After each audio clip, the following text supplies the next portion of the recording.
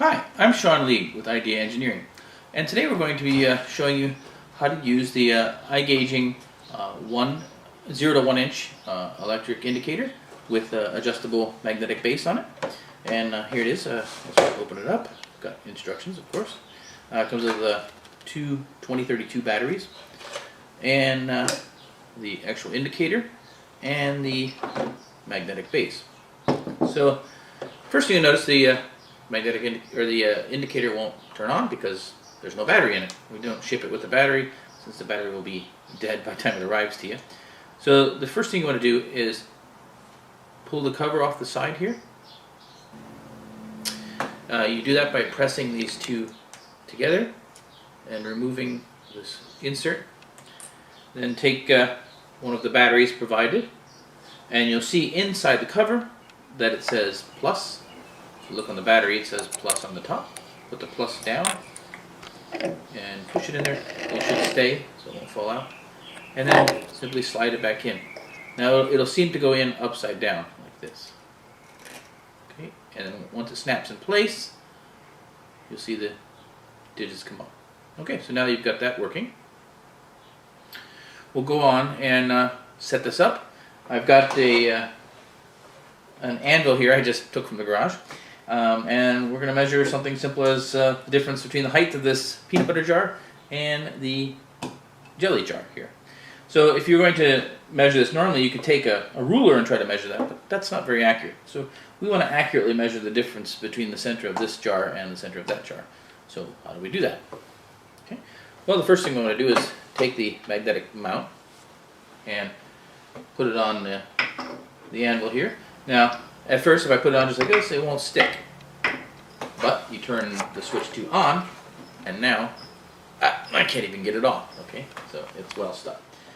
So then loosen these adjustments here, and we can move the arm.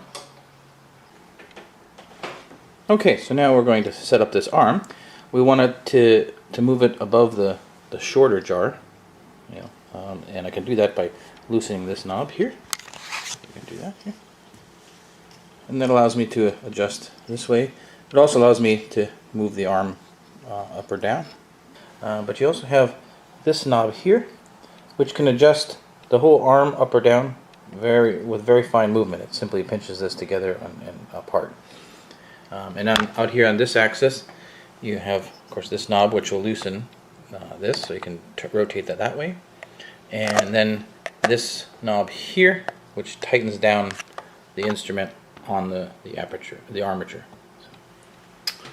Okay.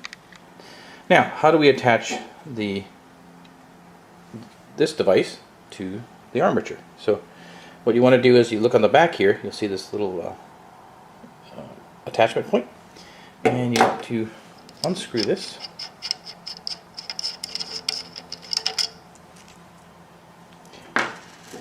Place the gauge on there, and then we'll put the washer and this guy back on.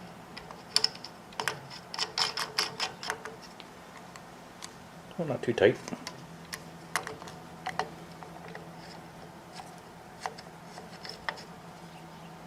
Okay.